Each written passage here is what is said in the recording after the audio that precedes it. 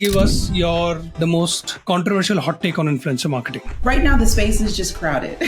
I think it's making it really challenging for brands to really identify like the real from the fake, the most authentic. Right now, that's really the biggest thing that I'm seeing in the space. Being featured in Forbes, Adweek, and Business Insider is huge. How do you think these recognitions influence your work and your mission at Black Girl Digital? When brands want to work with us, they Google me.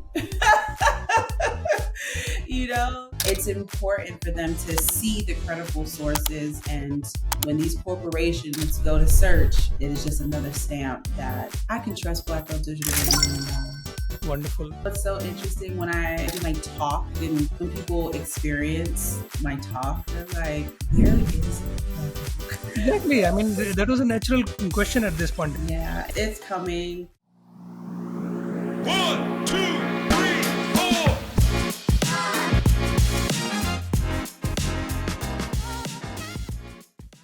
Hello everyone, this is Shubham Tiwari. I'm the head of content marketing and socials at Phyllo, the universal API for creator data. And I welcome you all to the second season of Impulse, Google's #1 rated podcast on influencer marketing. Today we have a powerhouse guest joining us. She's a pioneer, founder and CEO of Black Girl Digital, an agency dedicated to amplifying the voices of Black female influencers and connecting them with the brands that truly resonate. By the way, very big brands. We'll talk about that later on. LaToya Shambo is our guest today. She's been featured in Forbes, Adweek, Business Insider. She's a recognized leader in the influencer marketing world. So please join me in welcoming her to the podcast. LaToya, welcome to the season 2 of Impulse. Thank you so much for having me. I'm super excited to jump in and talk all things influencer marketing. The space is changing. So I'm excited. Thank you. Wonderful to have you. We, started on a fun note already before the, recording was started. But let us continue on that, front. Please give us your, let's say the most controversial hot take on influencer marketing. The most, man, I'll say like right now the space is just crowded. Too many people. The space is so crowded. I think it's making it really challenging for brands to really identify like the real from the fake, the who's going to convert, who's not going to convert, who's the most authentic, who's not like who has. I think that right now that's really the biggest thing that I'm seeing in the space, which makes it kind of easy for my job, where that's what we really specialize in is crafting these purposeful partnerships and making sure the alignment matches and making sure the creators are professional. I think that makes all the difference in how campaigns are executed. Right. If Black Girl Digital as an entity was a superhero, what would be its superpowers and who would be its arch nemesis? Oh my gosh. Okay. We would be invisible. Okay. We would be invisible because I want to sit in on some of these conversations.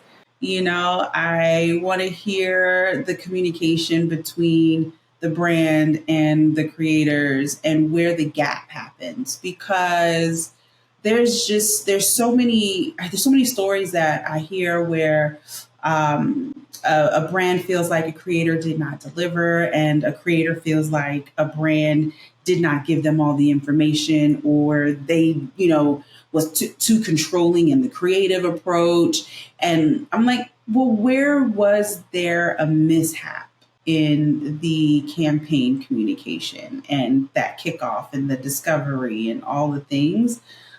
So yeah, I'd be invisible. And then the arch nemesis, I don't know. That's a good one. I'm going to have to circle back around on that. No problems on that. Being visible has profound, interesting ways of coming across people or getting information from them. You've had an incredible journey with Black Girl Digital. What was the initial spark that made you decide that this is what I want to do? I've always had this love and passion for the industry. And I've always loved my community and wanted to figure out, well, how can I blend the two? And when I discovered the gap in the advertising space with what it is that I do, I'm like, well, I have the knowledge and the insight. I'm just going to apply it to helping the people that I want to help. And that really was the aha moment. And when I was actually working at Complex and saw the way that they operated, and I was like, I could see the future. It was weird. It was like, okay, so this is what I want to do, something like this. Like I understood the ad network business model. And I was like, well, how can I apply that to the community and really impact? And it really just, it was perfect timing. Worked itself out. Right. Looking into the future, you might as well have, the power of Doctor Strange, who could see all the scenarios. Yes. That's also cool. Every year I make time to look into the future and really think about where the industry is going as a whole and where do we fit within that ecosystem. And honestly, I think that's what's really been keeping us in the game. Right. We'll ask you to look into your crystal ball later on to get the sense of the future of influencer marketing. Tell us, how is Black Girl Digital is different, from other influencer marketing agencies? The ecosystem is kind of, it's interesting how it's set up. There's PR firms that do influencer marketing. There are talent agents, managers that manage the influencer talent. There are platforms that do the tech part of all the things, maybe campaign management, sourcing and influencer discovery and things like that. And then there are a few agencies like myself where we do all the things. So we are soup to nuts for a brand, and we're strategy, we're sourcing, vetting, campaign activation.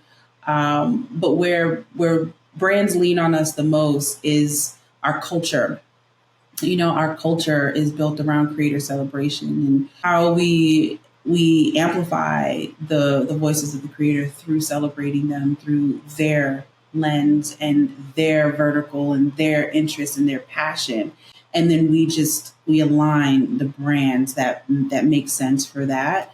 It makes for a better partnership. It makes for authentic relationship. On top of that, we're very data driven, and we're building the campaigns that speak to the results. Like, this is what you can expect when you work with us, and this is what the campaign deliverables are, and these are how many people you're going to reach. So we have a whole formula on how we go about reaching the particular audience. So I would say that makes us a little different because we don't manage talent. We aren't agents of creators. We're about the community, and again, figuring out who in the community aligns best with the brand as a part of us celebrating them. Right. Now, speaking, from the brand's perspective, your LinkedIn, bio is very interesting and about section. You say that, you work with multi-million-dollar brands, and, you essentially work like a bridge between Black female creators and these multi-million-dollar brands. Please talk about what are these brands? Do they also, aligned with the value of the community? Yeah.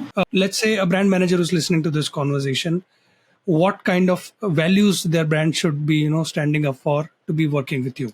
Yeah, absolutely. So we work a lot with corporate brands. So Fortune 500, Fortune 100, most of them are super legacy brands, right? They've been around forever. So figuring out how to work in this new channel can be challenging, right? They have biases and just a standard way of doing things. So they work with partners like us to help them kind of break down those barriers and educate them on the best way to integrate with these diverse creators.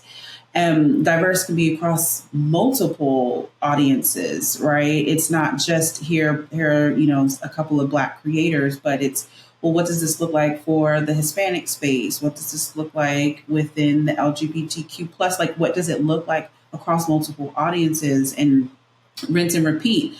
Building sustainable creator programs for our corporate partners is really what was the driving force. And so one of our main partners, we work a lot with Disney, and we're really thinking through, like, all right, the landscape of creators has expanded, but who are the right ones that, authentically meet a lot of these corporate standards that we have to uphold versus having someone conform, right? Right. So when we do our sourcing and vetting, we just have a long list of parameters that we're naturally looking for. And instead of asking the creator, hey, do you align with this? And we can already see it based on the content that they post, based on how they show up on the interwebs, across the interwebs. And then, we take that back to the client and provide our reasons why these creators are the best to align with the program that we're pitching, right? Right. Brand managers, I think that it's important for them to work with their creators on just how are you showing up across the internet? Because if you want to work with these large brands on these large campaigns, you have to have a different level of information. You have to be held to a different standard. Like, I'm not just giving any Joe Schmo $100,000.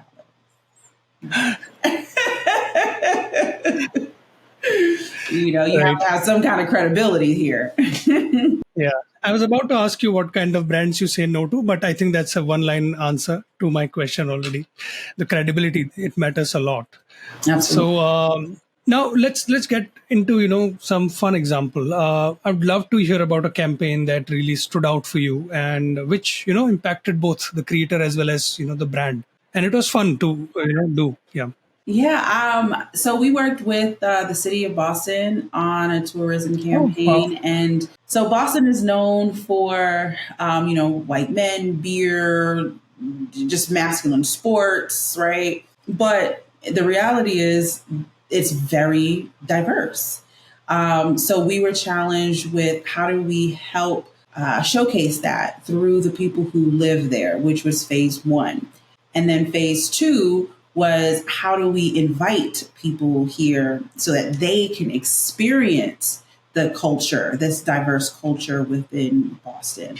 It was one of my favorite campaigns, mainly because we didn't work with large scale creators. We worked with local nano influencers and bloggers that really just had expressed a passion for their city, they were eager to work on this partnership. So they went above and beyond. And by them going above and beyond for the partnership, it really bled through the results. And that makes a great partnership. It's not just we're contracting you to do 2 posts and we're just going to do 2 posts, right? So the creators that go above and beyond, now the city wants to work with them again and again and again because they see the power of the relationship. It went beyond the partnership. Even when we did phase 2 and we flew creators in, we were able to connect them with local creators. Like it just built a deeper relationship with the ecosystem. And that meant a lot to me. That campaign actually was one of our most diverse campaigns. We worked with white, Asian, Black, LGBTQ, like you name it, we sent them to the city of Boston to explore and experience through their lens. Wonderful. Now that's some real influence, right from ground up. So that's the power of influencer marketing. Being featured in Forbes, Adweek, and Business Insider is huge, of course. How do you think these recognitions influence your work and your mission at Black Girl Digital? Yeah, absolutely. I think it's important, to be validated by credible sources. When brands want to work with us, they Google me. you know, they do all the Googling, and it's important for them to see the credible sources. Also for my community, it's important for them to see someone like them achieve a certain level of success and be validated for the work. We all want to be validated to a certain degree for the work that we've done, be leaned on for our thought leadership. And there's not very many credible resources out there these days. And the ones that are around, it just feels good to be recognized, to be called on. And when these corporations go to search, it is just another stamp that further kind of says, oh, I can trust Black Girl Digital with $1 million. Wonderful. Now, speaking of trust, what one change would you like to see coming to the world of influencer marketing so that more and more people can trust it, the results as well as the impact? I would like to see more or better communication. As I said, my superpower being the invisible girl. I think that the reason a lot of campaigns fail is because of the poor communication.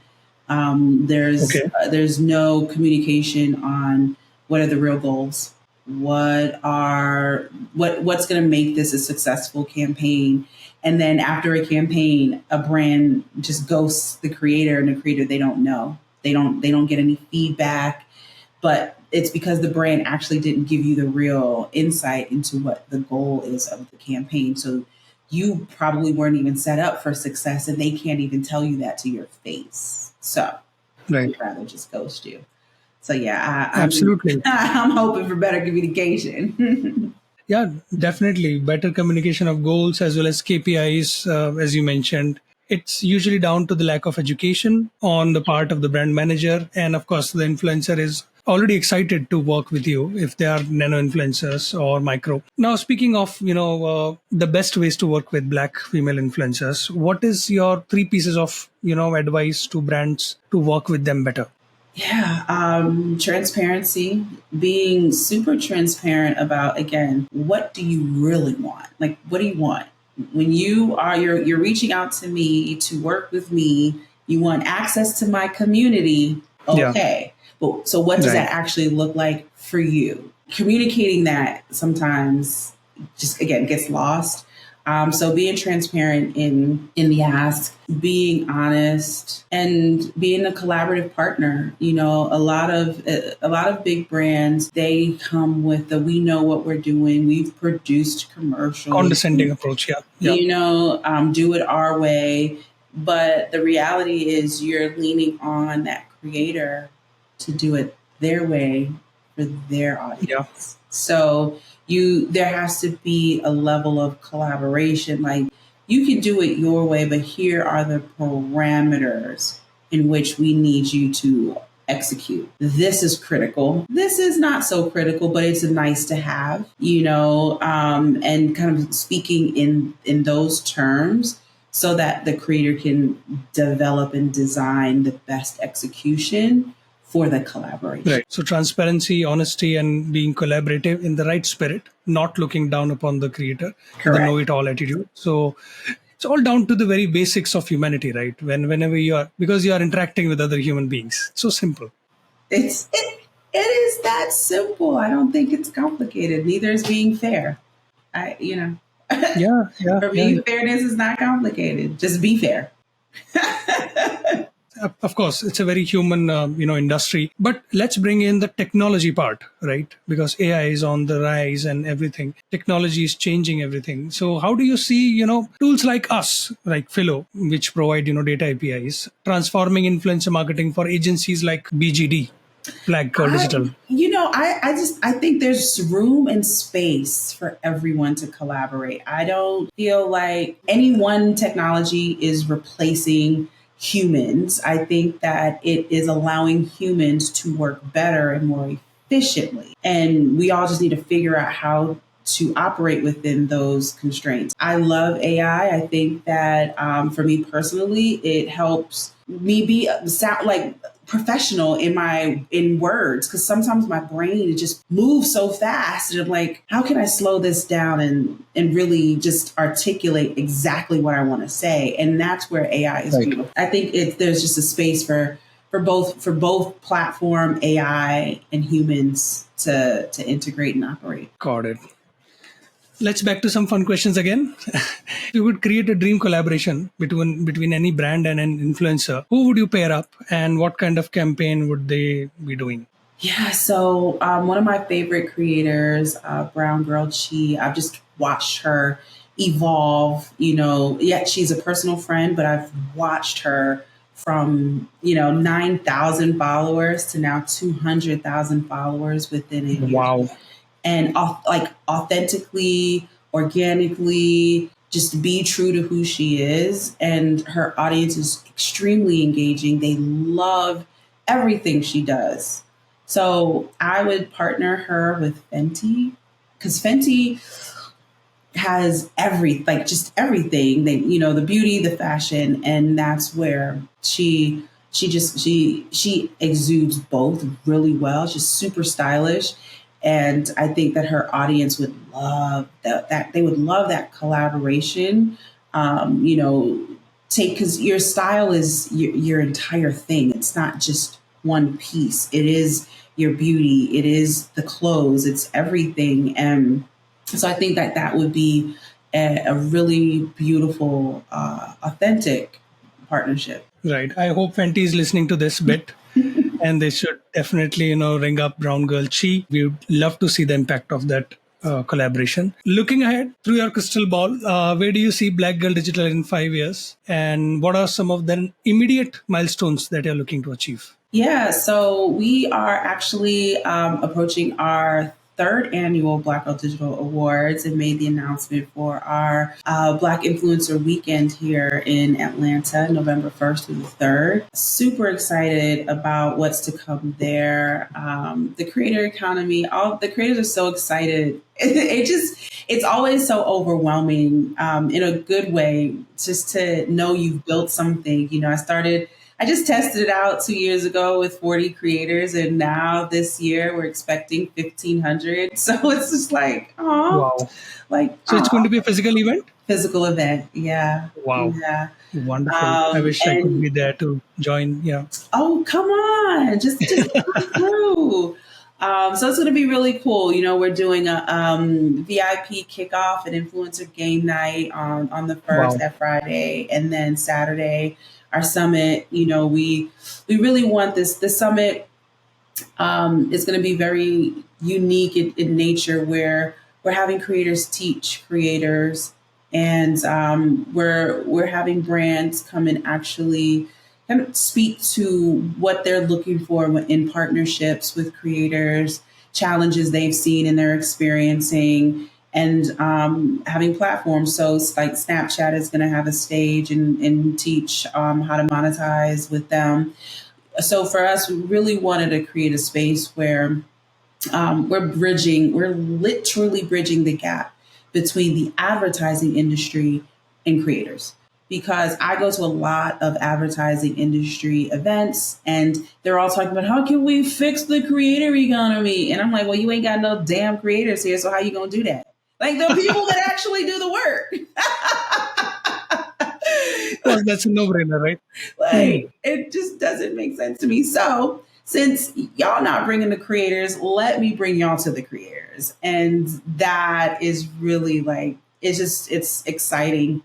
It's warming my soul just to see it all come together. And I just see that evolving over the next couple of years to becoming a real global event where we're hosting the conference globally throughout the year leading up to the actual award show at the end of the year. The creators need to be celebrated. This is their Grammy, right? Like this is Yeah.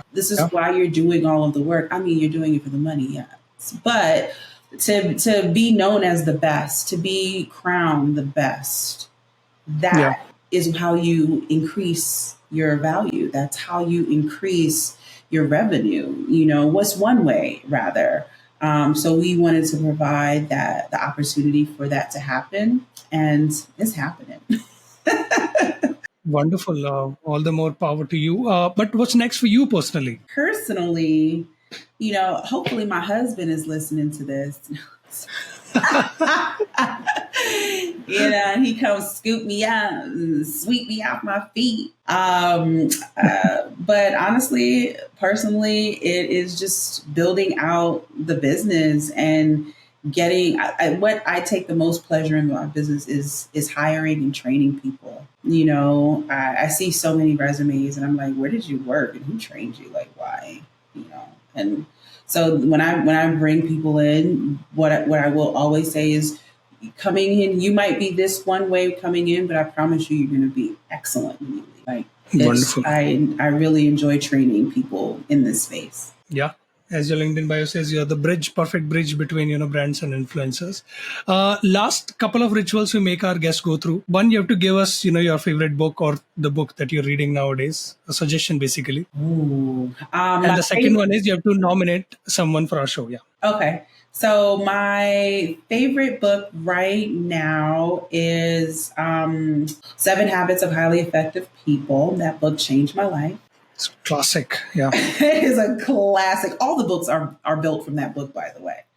Every time I read another book, I'm like, you took it I don't even need to read anymore. There's nothing new all the time. So yeah, I definitely recommend everyone and anyone to read that book. Even Atomic Habits, that was a game changer. That book still in the top 3, I guess. Yeah, in the Amazon best-selling list.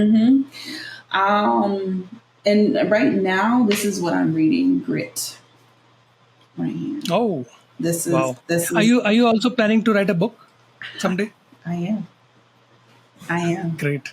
I like, because your book will be such an experience to read. I'm sure. And it's so interesting when I talk about when I do my talk and when people experience my talk, they're like, "Where is the book?" Exactly. I mean, that was a natural question at this point in this interview. Yeah. Yeah, it's coming. I wrote it 5-6 years ago, but I was like, it's not ready yet. There's no impact here, you know? Yeah. Okay. But now that I've kind of gone through a transformation and really hit a different level in life, I think that the wisdom now is on a whole other level. And I'm all about self-discovery and asking yourself the hard questions. And this book is going to change people. It's going to transform. Wonderful. Really looking forward to the book. And lastly, would you like to nominate anyone for our show? Ooh, who would I like to nominate? Would you like a creator or would you like an executive who is in the creator space? This series is dedicated to executives like you, powerhouse executives. So someone who's leaving, imprint on influencer marketing. You might know her because of her is how I've learned about the platform. Tiffany, she is my tech partner from Cura Story. Super smart, phenomenal tech founder. Her platform does programmatic influencer marketing, and that's where the business is going to go. Wonderful. Her name is Tiffany? Yes, Tiffany Kelly.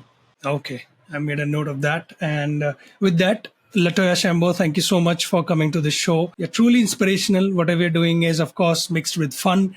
So it makes it all the more exciting. And the impact that you're leaving on influencer marketing is undeniable.